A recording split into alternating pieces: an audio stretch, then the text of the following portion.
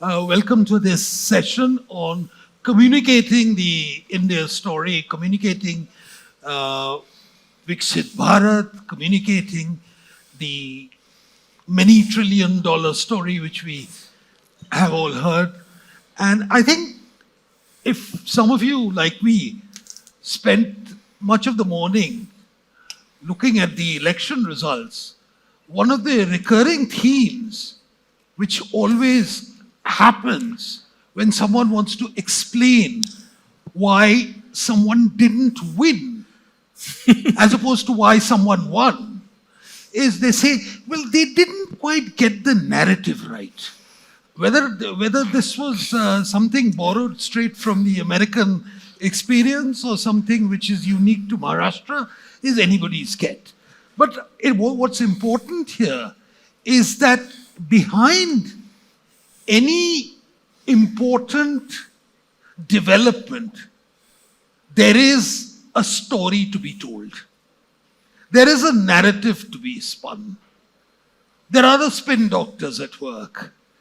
Or there are people who just speak their minds. Now, we are fortunate here in having Shekhar Gupta, who everyone knows. I don't have to give his current designation of being the main force behind ThePrint, which is online, which is not on print. Prasannarajan, who's the editor of Open Magazine. Ashwin Sanghi, author of many whodunits, and Amish, who's recreated the epics in a modern garb. Two journalists and two novelists, although some people would say there's no real difference between the two.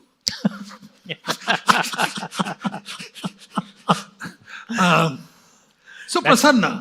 That's a novel thought. So Prasanna, we'll start with you. My apologies for starting with you. No, it's fine. But how would you spin the story? You know, before I start, I want to give a kind of a backstory. What is the India story? And I would begin with, if there is a narrative flow in conveying this great India story, how will you define that flow? I would say it's a crisis of representation. So it has always been there. Whenever great changes happening in the history of nations, we are always unhappy with the way it has been told, because the change is never represented according to the people who experience the change. There is always some kind of a. I think India is at that moment in history where the Indian story is, it is mostly told to the English-speaking world, not by Indians. It's a fact.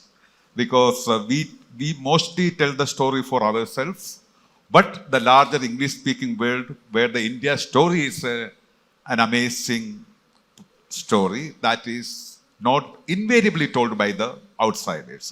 In its dramatization of the past and the exaggeration of the present, it is always the outsiders who get to tell the story, not to our liking most of the times. So, who are the storytellers? I want to begin with the originally, there are the travelers in search of the Oriental. They traveled to the east, the land beyond China. It was an exotic vastness where the ritualistic Brahmins and the mendicant in ashes, and it was a great exotic land of wisdom, at the same time populated by very different people, all specimens, especially the Brahmins. That has been well documented by the people who traveled to India. Then that was followed by, I would say, there was the India story, the Catherine Mayo moment in the India story. India is as the big, incomprehensible, dirty, wretched land. That is the Catherine Mayo moment.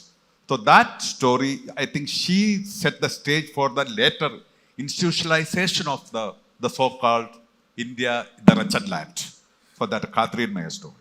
And this story, to some extent, was retold, not totally retold. Some of its spirits were echoed by people like even Macaulay and Churchill, where the inadequacies of India as a really a country struggling for freedom, are we worthy of it? That questions were asked by people like Churchill and Mayo, and more loudly and more, disagreeably explained by Catherine Mayo. And I think later the storyteller, the great shift in India for the English-speaking world came with other set of travel, not travel, it's an outsider like V.S. Naipaul, when an area of darkness comes. But Naipaul, there's a difference. Naipaul never rejected India. It was not a repudiation of India like others. Naipaul was arguing with India. For Naipaul, India was an intimate argument, and it was a great sense of hurt he felt. And it was a great tragedy of the reality living up to his memory. That's what he felt when he traveled to this area of darkness. And he followed it up 10 years later, the post-emergency in A Wounded Civilization.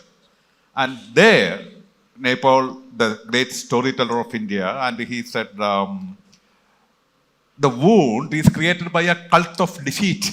Indians, that Hindu sense of defeat we internalize, that's a civilization. That's what he explained. And then the post-Naipaul, and at the same time, this India there is another parallel India was going on historically, that is the scholars, the real scholars for the Oriental studies, the Sanskrit India, the Maximal tradition. But I am talking about the more popular level in the portrayal of India. Then came the Midnight Children moment. These are the moments when India has a story for the English-speaking world, great socialism. That was also not a rejection of India. That was, to some extent, like Naipaul, it was an engagement with India. It's a love story of the ultimate Bombay Chokra. The grammar of his imagination, the grammar of his ancestry, like Naipaul, was very Indian, and India was an intimacy for him. And he was always arguing that's what happens when your inheritance is such an intimate, painful reality in your life. And then that's what happened. To some extent, he tried to redeem in India what we call the hyphenated to history. Okay, then there is another storyteller came, and that's a problematic storytelling. That is a writer who said that, it's an end of imagination, because you're borrowing. Then this writer came, the cause, you're conscious, the writer as a professional conscience keeper. And then it is a situation where the cause desperately looks for a context. If there is no context, you create one. And it's the best example of that kind of a creation is a writer said that it's the end of an imagination. If you know the story of that word, it is a Adorno's word, and he said it after the Holocaust, because the Holocaust is such an overwhelming reality. After that, imagination is inadequate to represent it, And India, I don't think in India such a situation existed. But you borrow certain catchphrases and you fix into the templates of dissent. That's what happened. It's a classical example. And then there's an explosion there is a profusion of Indian writing in English in the international literary market in London and New York and everywhere. And that's not exactly didn't follow this end of imagination theory, though it sold very well. It sold in the South Bank Festival Hall or the Guardian editorial page, but it had great takers. It had a captive audience. But then I think the great rupture came in 2014, and the Indian story became totally different. It was a great rupture. It was a reshuffling. There was a narrative subversion in the Indian story, because it changed many things. is the first time India too was experiencing and coming face to face with one of the questions which define most of the great changes in the national evolution. Who are we? That question was, I don't know, it was answered. That question became an overwhelming experience for a majority of Indians who were living in great impatience, great grievances, great resentment. These things became such a big change. And I don't know again whether this change was really told adequately to the world. Because, for example, when great things happen, this kind of moment happens in a Brexit or a Trump. No, it has become, there is a publishing, the great profusion of publishing in non-fiction after Trump and Brexit. Maximum, it's a golden era of the modern non-fictional writing after that, on themes like democracy, liberalism, nationalism, and where democracy is the best system, or the crack up in the liberal world and the conservative revival. Even people who question the very, these kind of things happen. But in 2014, but why this story is not adequately told. So, and when it is not told, and we have an image of India internationally, I'll stop it. And that is, again, a series of stereotypes. Because the mad nationalistic running amok, high on mythology and this kind of an image is happening. And my question is, why this moment is captured by the Indian writers writing in English, why we left it to the journalist or editorial pages of the liberal editorial pages. And I want to tell one point, that is, there is some kind of a cultural protectionism in India today, because I will call it anti-Westernism. That's a paradox. Even you have to be a good argumentarian in anti-Westernism, you have to do it in English. So that's what's happening in India. So why our writing, some of the great Indian stories being told, why we are telling ourselves, why you are living in this massive echo chamber of India. So you have to take it outside like this great moment. And because that's a question we have to answer. And I think, I feel the writers, like the Latin America, what happened in Latin America or what happened in Russia, I always feel writers are ready-mades of the national stories, not the historians. Okay. We know the great Russian story by Dostoevsky, and we know the great Latin American story by Garcia Marquez. So writers are the ready-mades. Okay, I think I think there are some very interesting points you made. Yeah. One of the major points is that, by and large, the India story, chronologically right from the time of the Orientalists down to the present, has often been monopolized by outsiders, number one. Speaking in a language speaking in an idiom rather, which is completely alien. Secondly, there's been a great deal of preoccupation with the exotic India, the romantic India, maybe the sanitary inspectors India, and such like. And the India which has come up of late, more assertive India, has not yet found its voice. It's still struggling to fight. But let me ask Amish a question. And Amish didn't want to be the first speaker, so I deliberately shied away from that. You've concentrated most of your time in interpreting or repackaging the epics for a contemporary audience, but primarily an Indian audience. And Prasanna made the point that Indians are caught in an echo chamber. Do you think that the first purpose of getting the India story right is by actually creating an India story in the minds of Indians to answer the question which he asked, who are we? What is your experience tell you? Look, my books sell in a reasonable number abroad as well.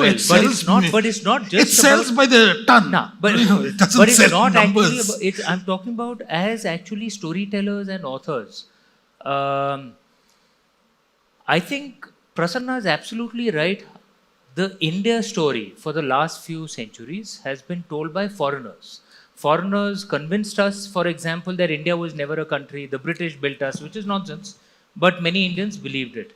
It did not change post 1947 because there were Indians who were speaking in English, who were primarily driving our literature, our textbooks.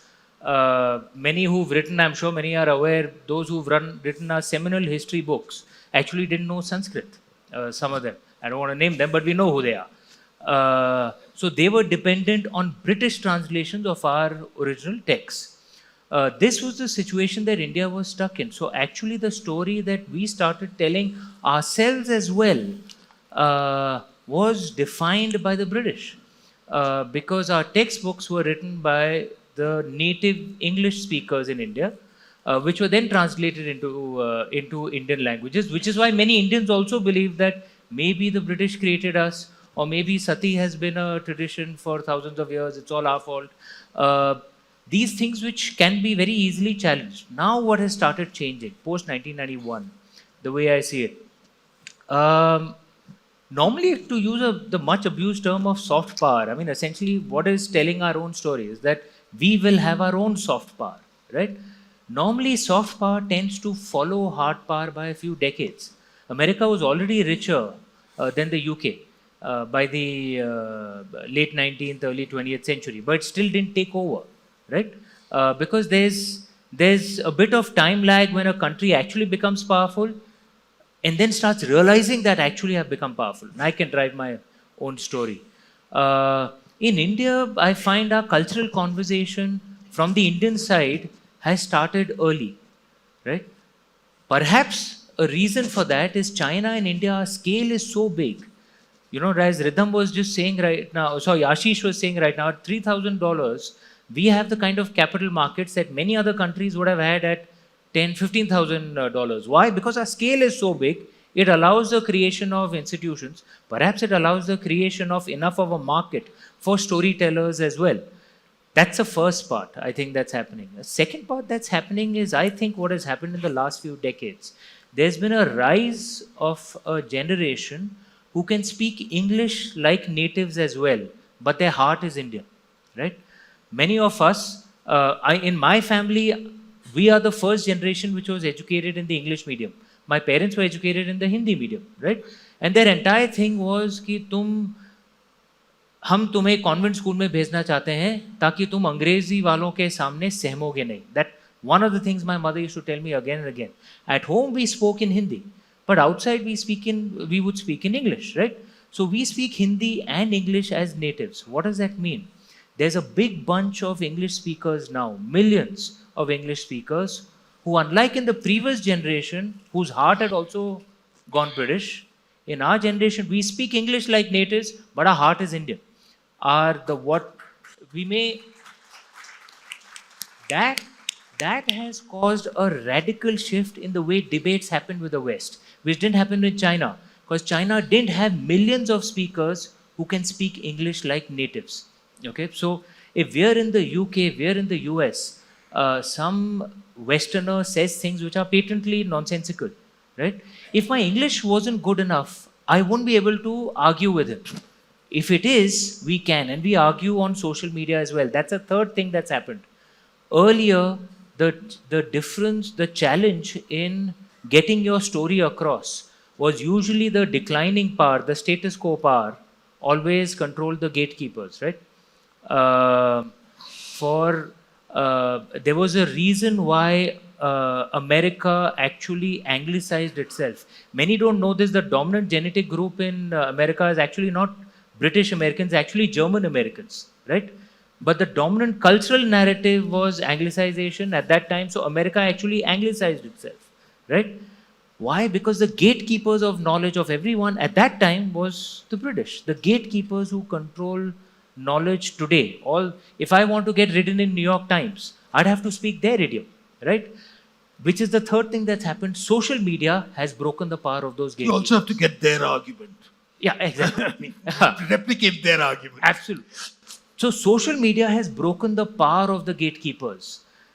Earlier, a very powerful journalist in New York Times or Financial Times, if he wrote an article running down India, that would be taken as gospel truth. Today, someone writes an article saying Tulsi Gabbard is from an obscure Religious cult. which one? I don't know what term he used. I think Religious cult. obscure religious cult. Okay. Ashwin Sanghi posted a tweet Don't which quote went that, please. I've already received so which much went pushback. viral, and he said obscure religious cult, Hindus are 1.2 billion people. Now that journalist would have gotten away with it, all right, 20 years ago. Today, in the age of social media, he can't, and he will think 20 times before writing something like this in his next article. That is the third thing that's happened, which is actually probably helping us. So the way I see it, the opportunity is with us Indians, all of us who are storytellers. We are all ambassadors of this wonderful land of ours. Many things are aligned with us. Step up and argue and put our point of view across. We will get our story heard. We won't have to wait a few decades. I think that's very forcefully expressed. I think the shift which has taken place. Another shift, if I may come to you, Shekhar, and this is something which you've been talking about, if not writing about, for a long time, which is that there was a view of India which was mired in backwardness, which was mired in poverty, dirt, squalor, etc. And a lot of Indians actually celebrated that. Povertarianism is one word which often comes to mind. We've moved away from that. We've now become far more assertive, not merely culturally, politically, I think, but equally economically as well. Okay. Has that made a difference in communicating that story to the wider world?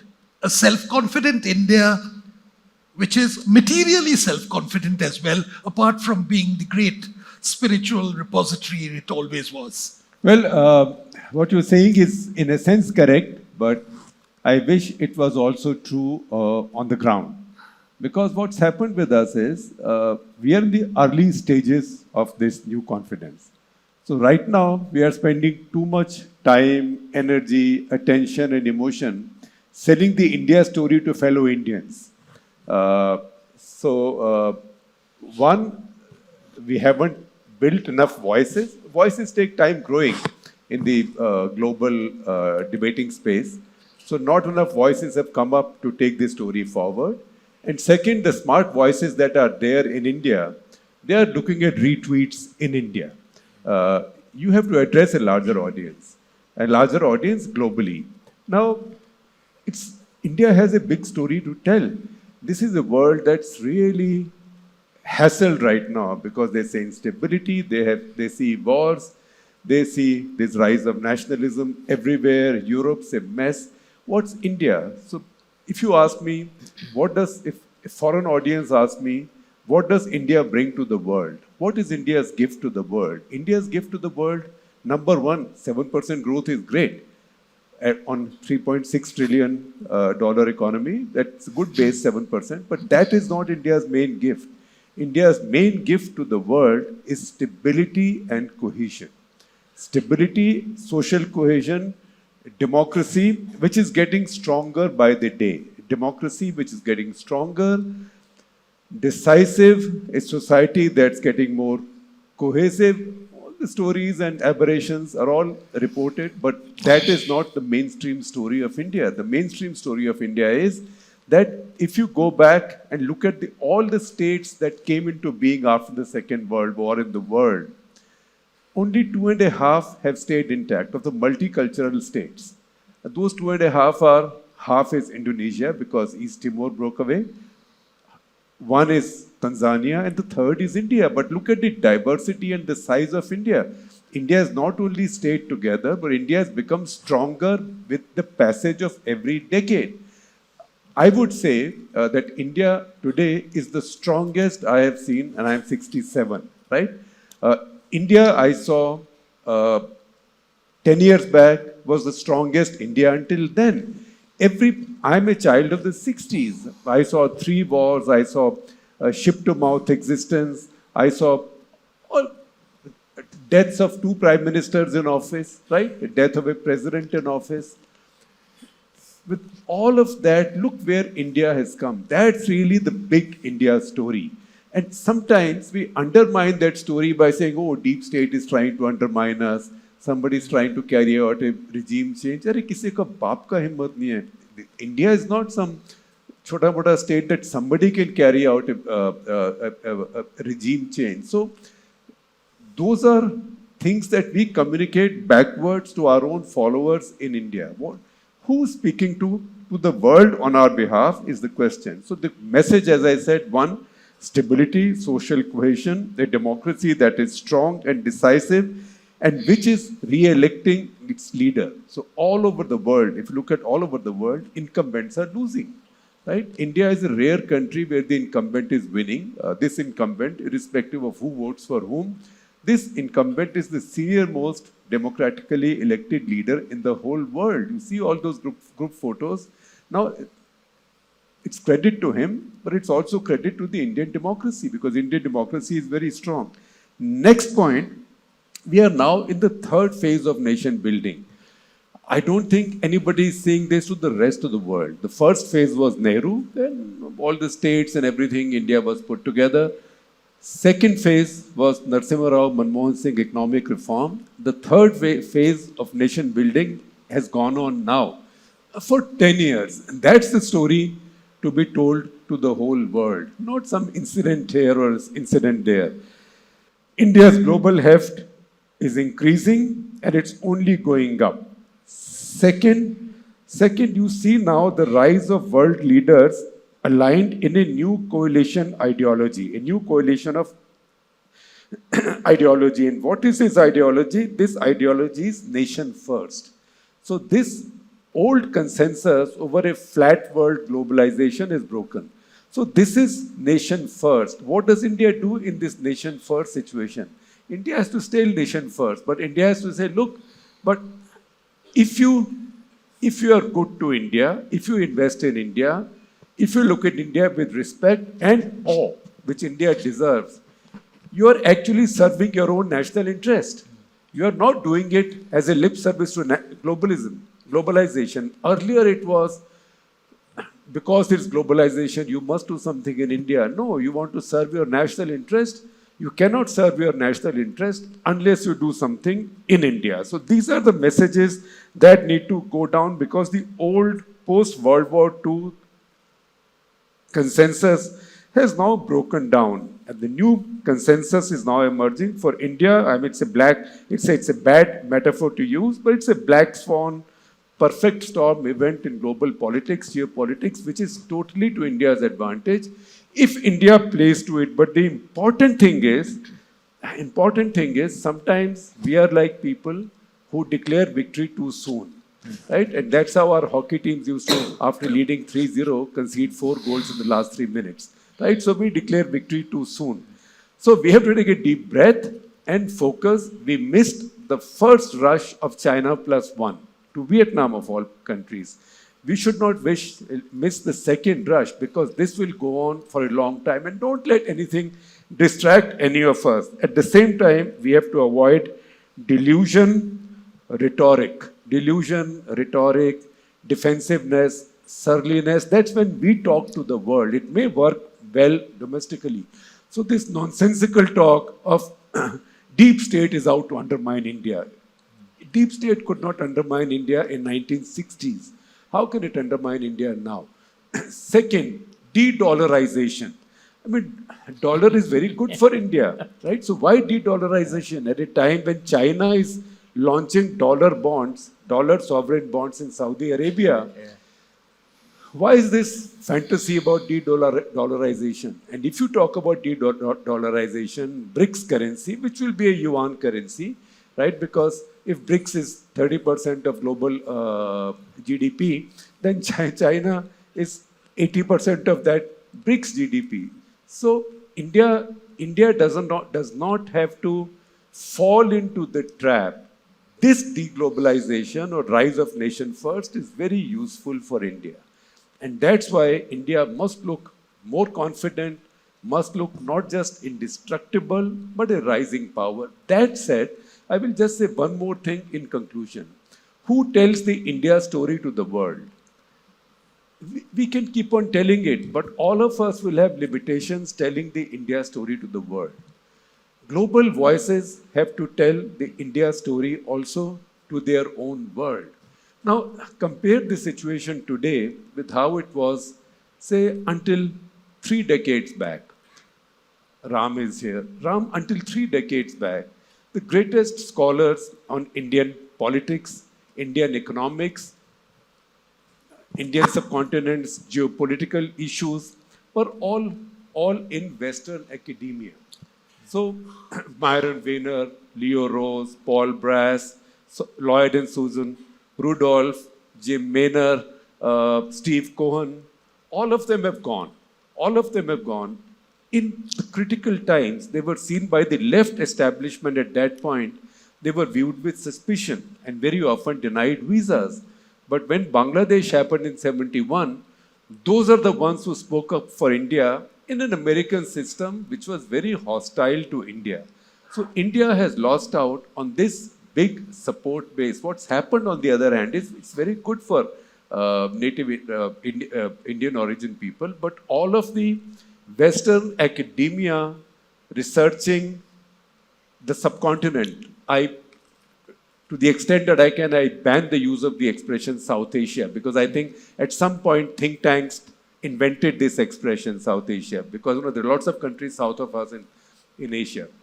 So on the subcontinent, the loss of genuine Western scholars on the subcontinent is a setback to India. And we talk about deep state. We have to build our own deep state. What is to stop India from building its deep state? You want to build a deep state? You get Indian corporates to set up chairs in global universities. Don't give those chairs to Indian scholars. Find useful global scholars who will not always say what you want them to say, but who will have a stake in the India story, because everybody needs to be given a vested interest. The international scholars lost interest in the India story because funding stopped. That was the Cold War funding. Cold War ended, the funding stopped. So that funding can now come from India, and that will help build the India story. The other thing is, take the India story to the neighborhood. Now, Pakistan's a challenge, let them be. But if we were to become a deep state, why are we not doing what the Americans did with the Soviets in the Cold War, or what the Americans and the Europeans and the Brits and the Germans do all the time with the rest of the world, including our country, which is to give scholarships, get scholars in, get students in. Some will be hostile, some will be write stuff you will not like, but you will build a living constituency for yourself. And second, you will build a vested interest, because there is 200 scholars in Bangladesh will be thinking, I need a scholarship, I need to get out of Bangladesh, where do I go? So maybe it's tough for me to go to the US, it's too competitive. Canada is all fake, right? Because Trudeau himself has said that most of his universities are fake and diploma factories, right? The Brits have no money. India should have the money for the neighborhood. And at some point, let the Pakistanis feel bad. Sab log ja rahe, even Afghans are going there, right?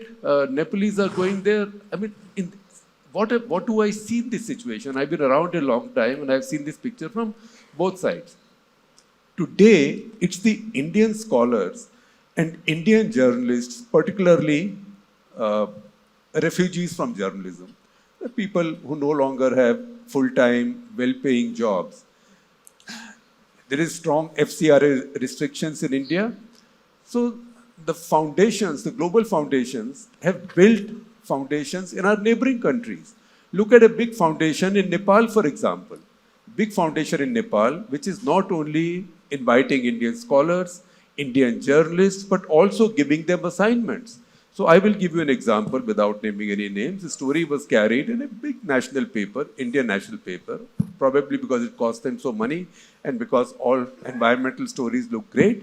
And this was a long story over 2 full pages on how the maritime shipping in the Ganga was going to kill the Gangetic dolphin. right? If you read that story, the last line said, this story was funded by such and such foundation, by a grant from such and such foundation. I thought about it yesterday because yesterday stories came out that Gangetic dolphin has made its appearance after 30 years in Patna, right? And we sent a reporter to cover it. So I remembered this. This grant, the foundation that made this grant is not an American foundation.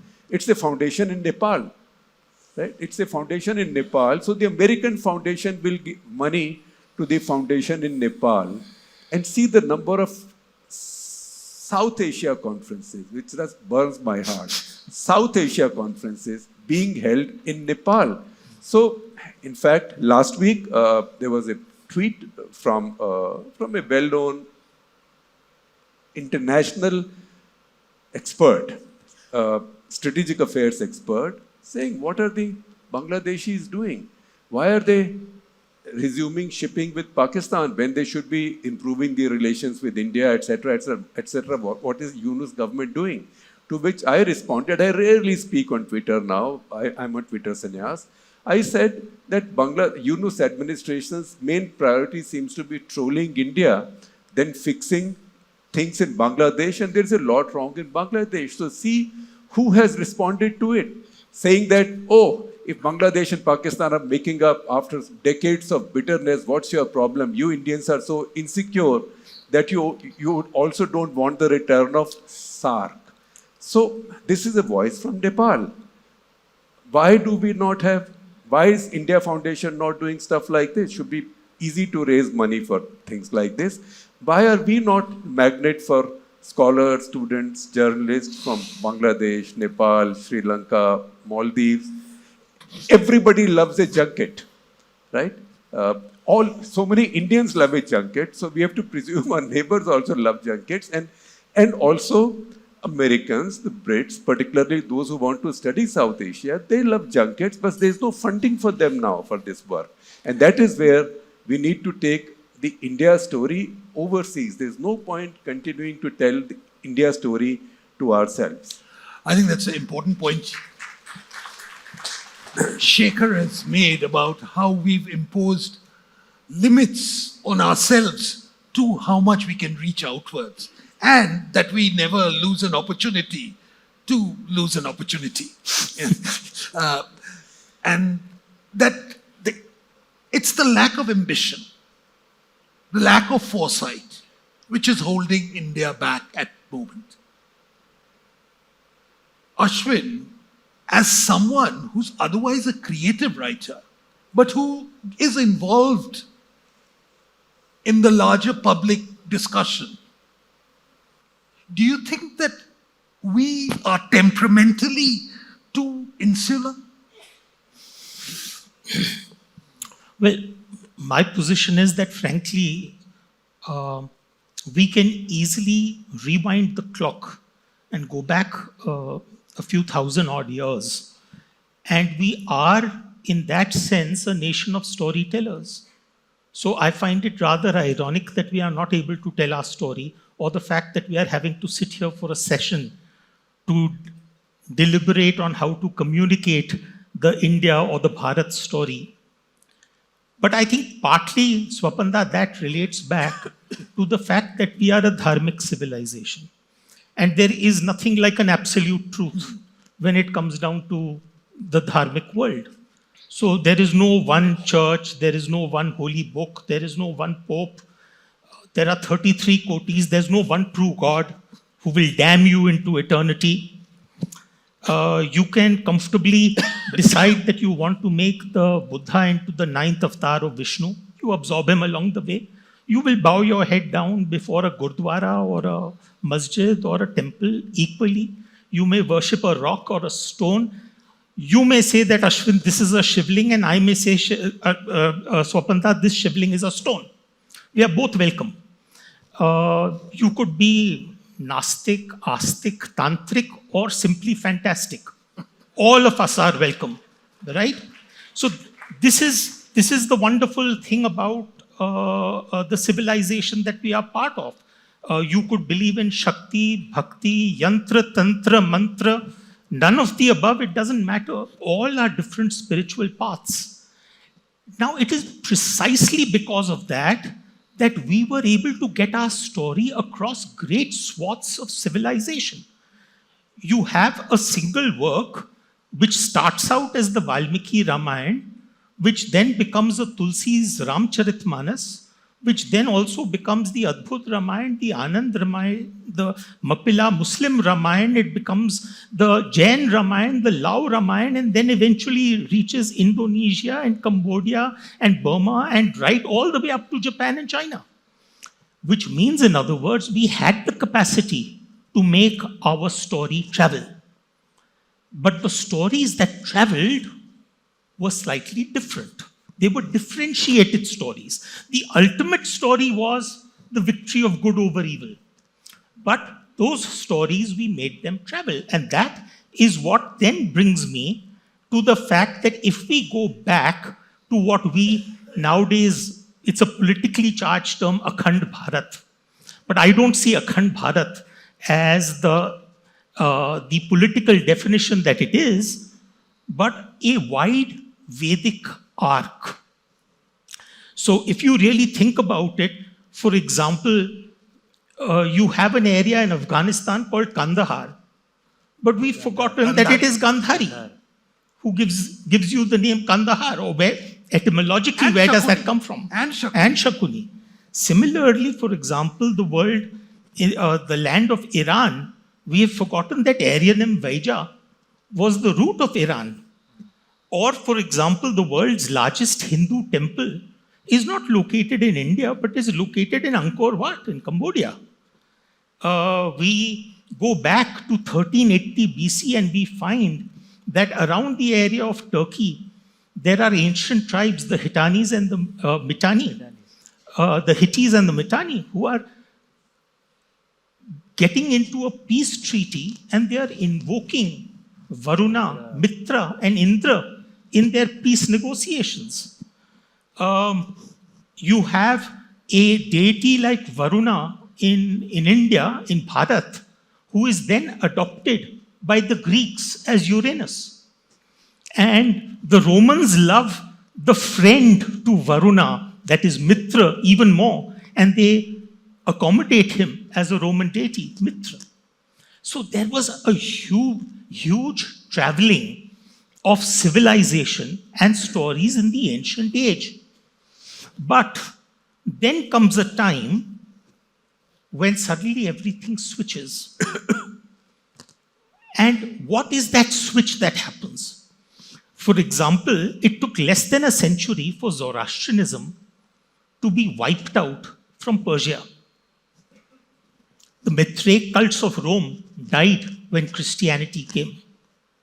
Who remembers Egypt's Ra and Osiris today? Zeus, Apollo, where are they? The tribal belief systems of the Aborigines in Australia, who remembers them? The point is, we are talking about the fact that India was punching above its weight. In ancient times, we weren't. We already had hard power, economic power, military power, which then enabled us to transfer our soft power. Here, we seem to be putting the cart before the horse. I'm sorry, I'm going to be disagreeing with a lot of my friends here. Till the time that we haven't built up our ability to have hard power, and we are getting there.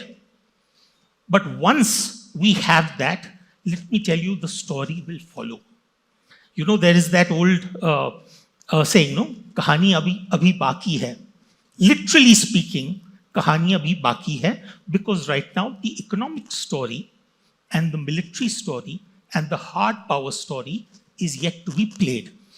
You see a country like the US, the Israel lobby, I think Jews account for some 2% of the American population. Yet 1/2 of the 800 billionaires in the US are Jewish.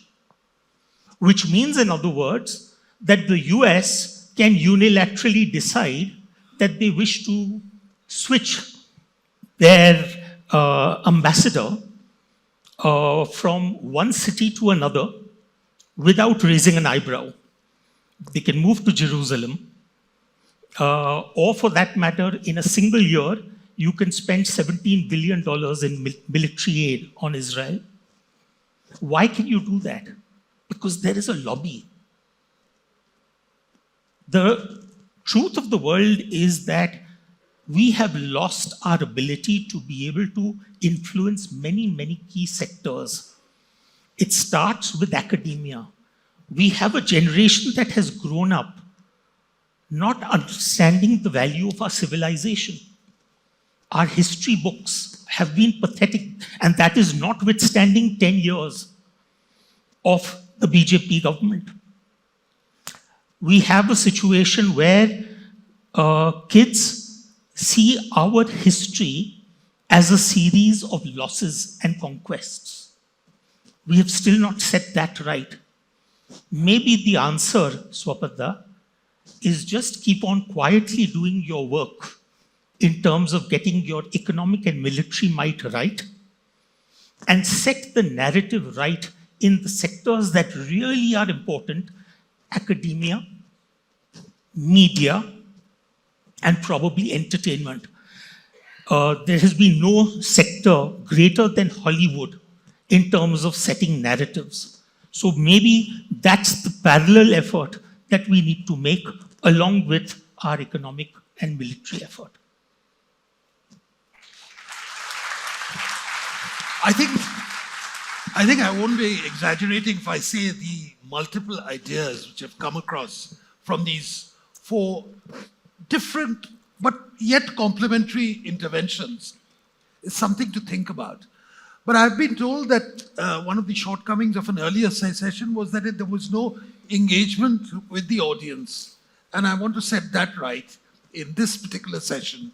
So instead of having a further cross conversation, I'm going to ask for actually people to for questions. So if we can have a show of hands, then we can. Okay, Rajiv. My name is Rajiv Srinivasan. Which story you're talking about? Because there are multiple stories. There is the India story that you've concentrated on, which is the economic story, as Ashwin ji mentioned, the military story, etc. But that's under attack from Hindenburg and other sources. Like just a couple of days ago, you saw what happened with Adani being under attack. So that's being attacked on the one hand. Second, there is the Hindu story, which, as was mentioned by Amish ji, under attack. Tulsi Gabbard attacks the Hindu story. Audrey Trushke attacks the Hindu story. And then there's the Bharatiya story. I wrote an article with my friend Abhishek for Mr. Prasannarajan in Open Magazine about Ayurveda and allopathy. And then we ran ChatGPT on it. It did not even have the word Ayurveda coming out in the ChatGPT summary. So Indian or Bharatiya knowledge is being negated and being exterminated. So there are multiple stories that are being attacked. So which one? Because you've only talked about the India story. So what about the Hindu story? And what about the Bharatiya story? Thank you. Beautiful. Okay, before you answer, let's get a cluster of questions and then we can. Okay, the lady, Surabhi. I want to add to the stories list. And I really believe that one of our biggest storytellers abroad are our diaspora. The type of stories that I see coming out of the diaspora are also divergent in terms of their life experiences, the reasons why they left the country, which state they come from. A lot of the people in the diaspora have strong regional values as well. So I'm curious to hear, do you see those differentiations? There are also economic differentiations in diaspora audiences, right? There are certain diaspora communities that have migrated at an earlier time, have more economic power. Do you see that as an important factor, and how does that come together? Good afternoon, sir. I'm Ritvik Shastri. So I'm a first PUC student.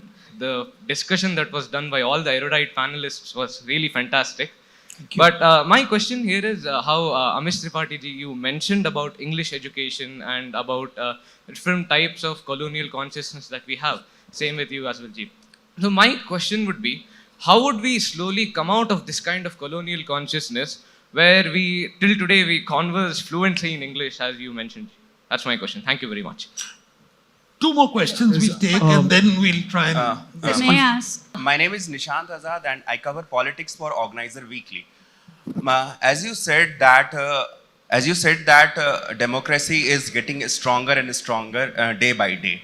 But there is a section in our society that they believe that constitution as well as democracy is in danger. What is your take on this? Hello, sir. My question is to Shekhar Gupta ji. You said India should fund and make some English people or somebody. Some funding should be done so that the other country people also write for us in a positive way. That's what I heard. Actually, whenever I see any UK magazine or something, they'll keep the author's photo to the side and they say he's not funded from so and so. He has no vested interest, no conflict of interest. Everything they write. That is one thing which we like, because it should come spontaneously, not with funding. If some politician, journalist write anything, we see, okay, he is taking the line. That's what is there. One final question. Okay. My name is Sandhya, and I want to take further up from the diaspora point. I have lived for almost 30 years in the Middle East and back here.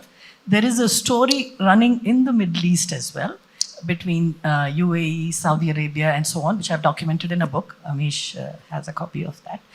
But the stories have a time scale. How far back do you go to start your story? So if you started 100 years ago, 200 years ago, 500 years ago, what is in the memory and what is the time scale that one starts a story in, is my question. So my name is Shashwat, and in 2013, when I read the Shiva trilogy, it was very interesting to see, to actually imagine Shiv like that. And there was, it opened many, I would say, like many new doors for the imagination and for the culture that we've never actually thought about it like that, Shiva as a cool person and all of that. But now I feel that in the sense of we establishing our culture, and we're also talking about cultural protectionism. So how do we see the stories of India, which will be put out internationally? Like Shiva trilogy was a bestseller in India, but like abroad, how do we see that happening? One more question. Yeah. Please. Right, so I am General Shukla. It was And a after that, remarkably and that's interesting conversation. And I just wish to make one observation and then seek a response. See how and this is in the strategic military dimension. See how the West works a story. So they have, say, Shangri-La, they have Munich Security Conference. But their follow-up action is extremely pathetic. And I've observed the Chinese. You go to the Munich Security Conference, Shangri-La, London, they'll have huge teams of the PLA, 12 people, 15 people. They don't have a Beijing security dialogue. They don't tell the story, but from these storytelling events, they see what needs to be done. And their execution exceeds the story. So you have the West, whose military is an opera of failing deterrence, and you have China, who's taking lessons from these stories. So perhaps the story is important, but the execute piece must be linked to the story, or else it'll be of little value. Thank you. What value will Bangladeshi scholars impart to Indo-Bangladeshi relationships? Okay, let's, I don't know who wants to start the ball rolling. Okay. We've got a multiple... Most of the questions you can answer anybody, even though the questions may have been directed at particular individuals, anyone can take it up. Maybe I lost track of some of the questions, so I'll quickly attempt three. One is that people oppose us, economically, militarily. And one of the things I think we Indians have to accept and understand, why should anyone make it easy for us? No great power has just been invited onto the table. If we have to get onto the big boys' table, we have to fight our way in. And one of the things that I genuinely believe is muscles grow against resistance. If you don't exercise your muscles against resistance, they atrophy. Others will oppose us. Why should they make it easy for us? We should see that as good. Because it means we have to fight our way in, which means we have to improve, which actually reinforces a point that Shekhar made, which I agree with, that we have to be far more serious about our economic growth, about our national unity, about our military capabilities, and opposition will make us serious about that. Second thing was on language. That's one thing I remember. You should speak English like a native. Make sure you speak your own language like a native as well, your mother tongue too. I can speak in Hindi very comfortably. I can go on a Jagran Manch and speak properly in Hindi out there. There are Kannadigas out here. You must speak your Kannada language perfectly. You must be able to read and write as well, not just speak. I find many youngsters are reading. I don't know if it's happening in Kannada. I know North India, many youngsters are reading our mother tongue in the Roman script. I don't know if it's happening in Kannada. Okay? And the Indian languages are phonetic, scientific languages. How you pronounce it actually changes the meaning. It's not like English. English is a mongrel language, right? Pronunciation doesn't change the meaning as much. If you're reading your language in the Roman script, you mess up the pronunciations. Hindi में त, थ, ठ का कुछ फर्क नहीं है. न, ड़ तो भूल ही जाओ. You know, so you change the meaning. You find so many saying Vasudev Kutumbakam instead of Vasudhaiva Kutumbakam. मतलब क्या बोल रहे हो यार? Okay, but they don't read in Devanagari, so they don't know what they are saying. So don't give up English. I'm not anti-English. It's very good for you. Know your own mother tongue as perfectly as well, and that is within our hands. Last thing on the Indian immigrants who went abroad. There's actually a documentary idea I have. My wife Shivani and I, we've been discussing it. There's something that struck me. Indian immigrants have gone abroad over the last few centuries. Some went practically as slaves. The indentured labor was basically slavery with British characteristics. Let's be very clear. Okay. Some went as immigrants in the Raj era. Some went as immigrants in the 60s. Some went recently. One of the things you find as a common pattern of Indian immigrants across the world, whether they're in Fiji Islands, Southeast Asia, South Africa, Hong Kong, Canary Islands, US, UK, everywhere. Indians jump forward a few generations, we are right at the top. No matter, even if we went as slaves to the Caribbean islands. Crime rates are among the lowest there is, education levels among the highest, income levels among the highest, right? It's not genetic. What is the reason why Indians do this? Because it's not genetics.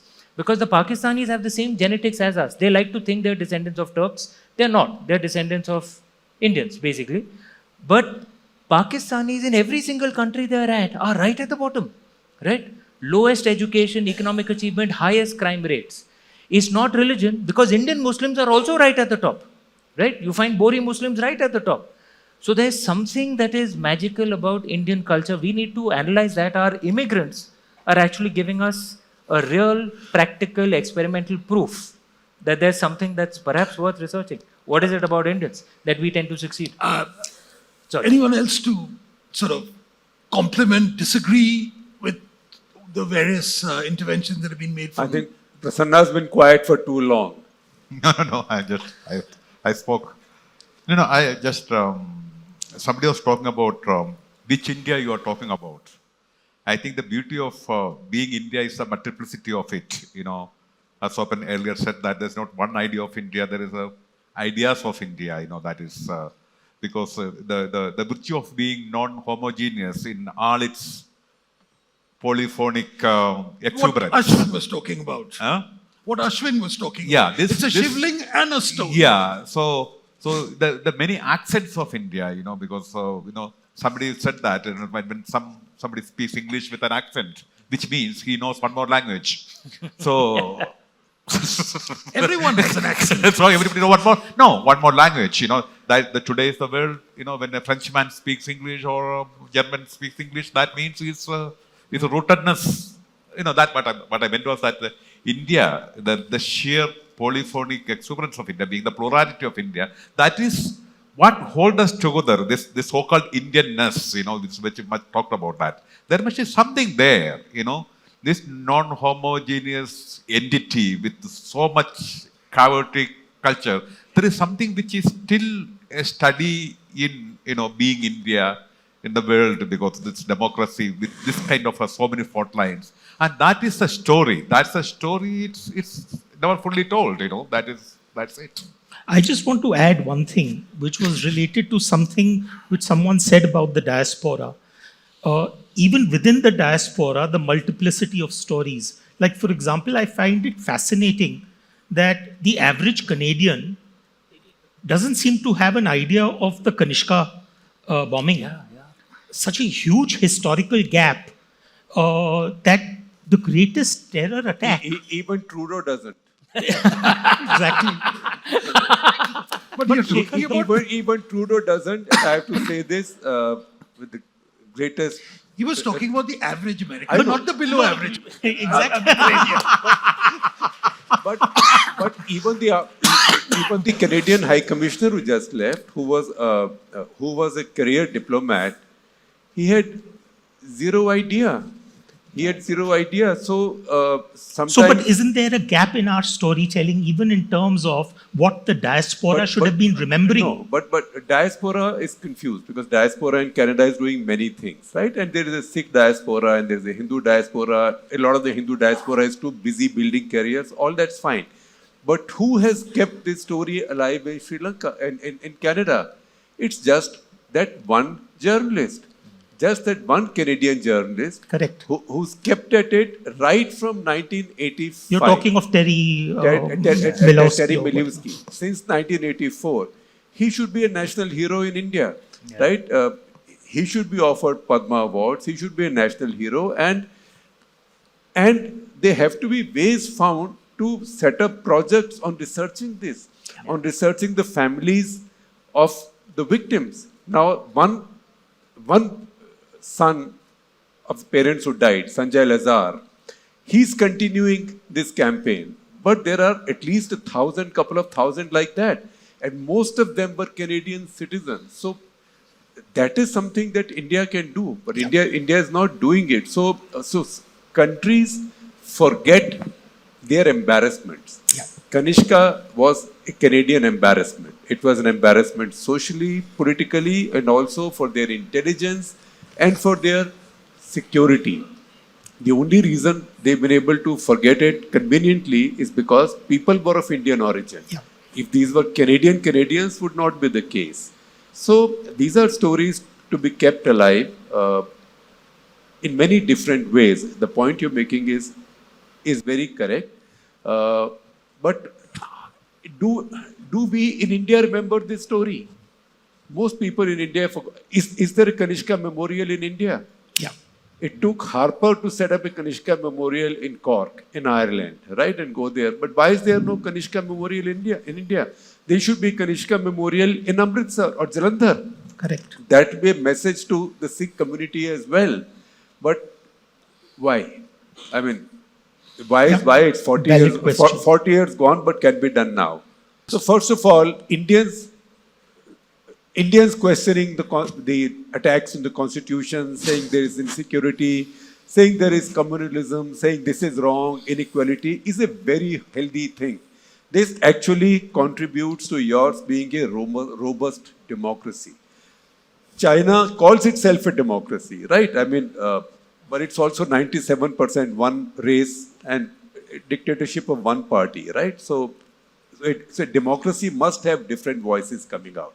That's one. Second, ma'am, what you said, India does not have to, no Indian foundation has to say this story on Bangladesh was done by so-and-so, or this story on India was done by, but I will give you a very simple example. One of the European countries are at the forefront of lecturing the world on climate change. One of the greatest damages to climate change cause has been done by the Greens in Germany. When Greens became part of the ruling coalition, first condition was Germany will stop producing nuclear power. So they shut down all their nuclear power. What are they doing? They are burning coal instead. So that's a story that most Indian media will not have the resources to do. But that's not a story that a foundation in Nepal would pay for, right? But stories like those need to be told. The same Germany is now buying nuclear power from France happily. So these are important things. And ma'am, what you said about Bangladesh, a Bangladeshi scholar will not go back and praise India. But over a period of time, you will build a cadre of people who have had the India experience, who have a vested interest in India and who think they can write a recommendation, get my nephew something in India or get somebody something in India, or I have my friends. Learn from how the Americans won the Cold War. They won the Cold War by co-opting the Soviets. They co-opted the Soviets to such an extent that Gorbachev ended up at Harvard University. So you have to learn to co-opt your rivals, your friends, everybody in a perfectly legal, legitimate and time-tested way. That's all I say.